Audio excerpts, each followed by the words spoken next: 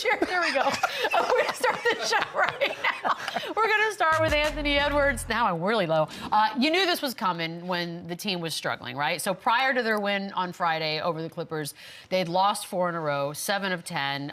We had even said it on here that this is a guy who says what he feels, doesn't really hide emotions all that well, and he had had enough. Let's take a listen.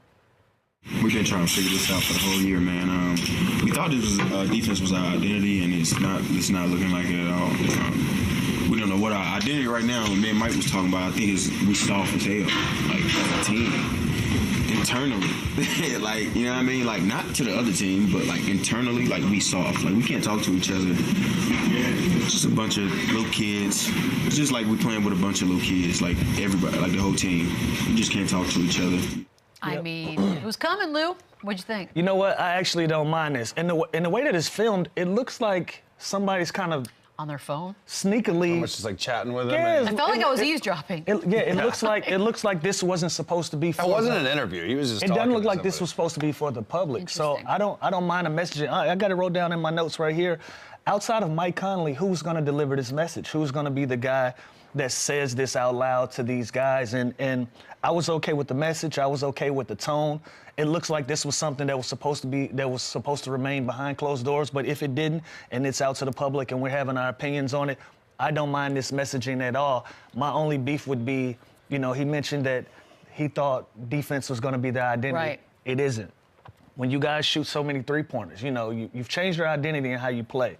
Last game, and you know, you shot twice as many threes as anybody on the team. If you want to change that identity, I would get back in attack mode. And being that you're the leader, everybody is going to follow suit. Everybody is going to play a more aggressive style of play. So when your most aggressive player on that basketball team, I don't want to say take his foot off the gas because he's still going to be one of the best players in the league and he's going to still lead this team to a lot of wins.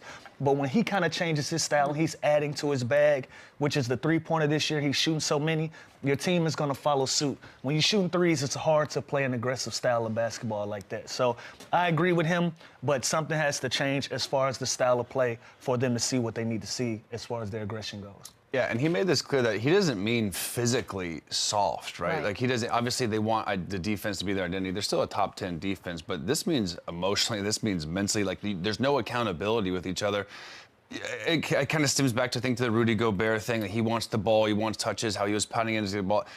Then someone says something to him, then you throw his hands in the air, you know what I mean? So that, as like a man in that locker room, I think that's what he means, where there's no accountability.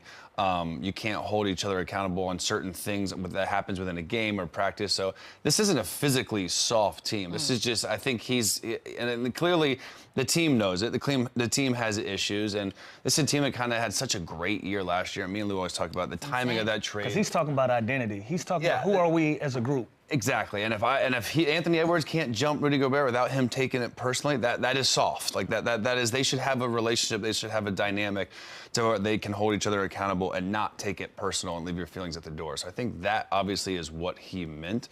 But also, I was with Lou. I don't think this was like an interview. This was almost like he was just casually chatting with somebody, and obviously that's something that you want to keep in-house most of the time. But so do you think teammates were mad?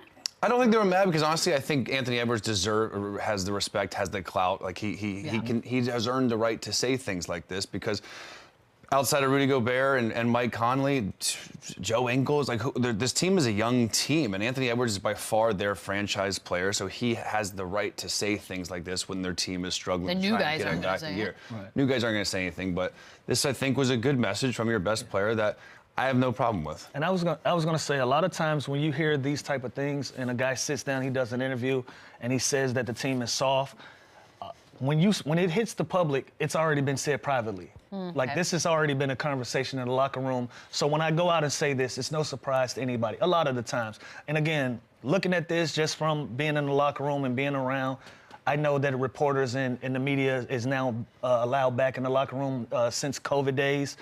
it looked like somebody was doing something a little sneaky right there. Because it's not mic'd properly to sound like it was supposed to be. Yeah, and he's not making eye contact. It doesn't look like there's a scrum of reporters right there. It looked like he was just addressing something, getting this off of his chest, or having a conversation with one of his teammates. That's what it felt like to me, being in the locker room for 18 years. But who knows? But I didn't mind the messaging at all. And he's got that personality where even like his charm of the way he's saying it, he's not trying to be a dick. Like he's not trying to take. Like he's just literally trying to get his point across that guys, we need to be able to hold each other to a certain standard to get this back on track. We know we lost Towns. We know we made this big move.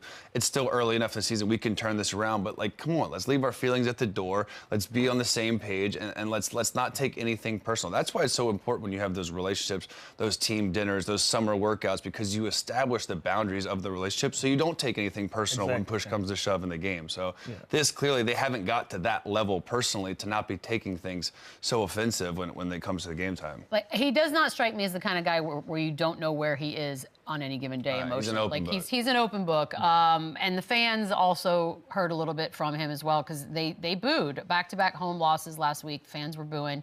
He said, quote, "We're getting booed in our own home arena. That's so effing disrespectful. It's crazy." Calling out fans can be a double-edged sword, Chandler. I don't know how that plays out, but...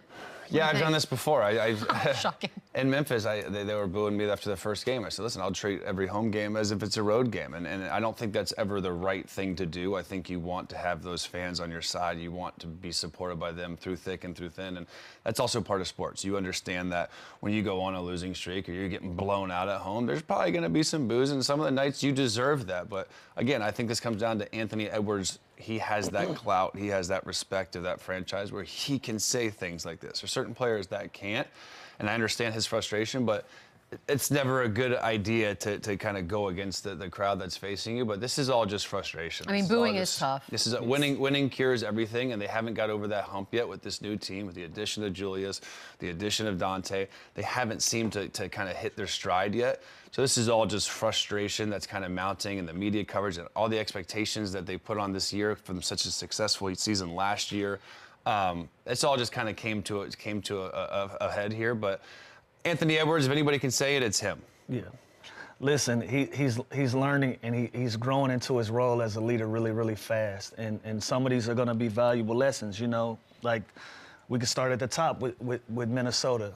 You're past the discovery phase of who this team is, you know. 20. Last couple of years, you can look at this team and say, oh, wow, we really got a lot of potential. We're going to do some special things. And when you build that, your fan base believes in it. They get behind it, right? And so when you make trades and when you don't level up to that area of success where they've became accustomed in this past couple of seasons, they have the right to boo if you have the right to call your teammates soft or we don't have the identity that we're looking for. All of these things go in the pot together. You know, all of these things are a melting pot of bad vibes from the top to the bottom, you know. So, you know, he feels like it's disrespectful, but listen, we're out of the honeymoon phase. You know, your fan base is allowed to hold you accountable just as much as you guys are allowed to hold each other accountable. We're all in this together. We're all trying to accomplish something. You know, a lot of these teams won't be anything without the fans, and the fans wouldn't have anything to cheer about if you didn't have a quality team. If I'm Edwards, I'm taking this as a sign of respect because they're booing because they know that there's potential there. Yeah, you're better than this. Yeah, you guys not living up to the potential of the team that we know you guys are, and for that we're gonna voice our frustrations, you know. So this goes hand in hand. He has a great relationship with his fan base there. He's gonna be the leader of that team for years and years to come.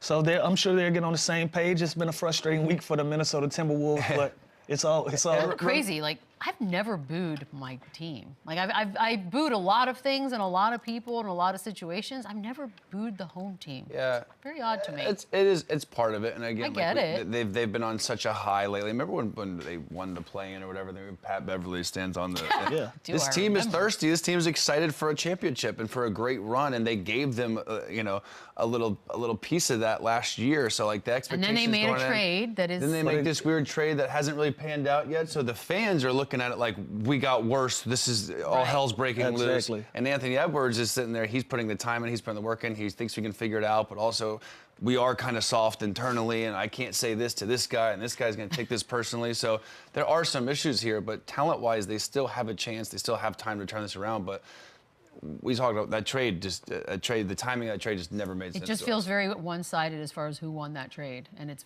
probably confusing. Well, and you watch them play too. Like, it's simple math. The spacing just doesn't work. Karl-Anthony Towns is one of the greatest big shooters of all time. He works with Rudy Gobert. Julius Randle and Rudy Gobert, they don't really work offensively. They're still tough. They still can rebound. They still, as good as Julius is and as good as Dante was in New York, it just hasn't panned out. And it comes down to shooting. In this league, it's all about shooting. And now Anthony Edwards is shooting more threes than ever because that paint is clogged up. Because there's no lane for him to go. Because he can get double teamed. Because there's less shooting on the floor. So, again, I do think they have enough talent. I think Dante's going to start rolling a little bit, but. Cat made more sense to me on this roster. It's a weird trade now in hindsight that we're about 20 in. Let's move on to the West. We got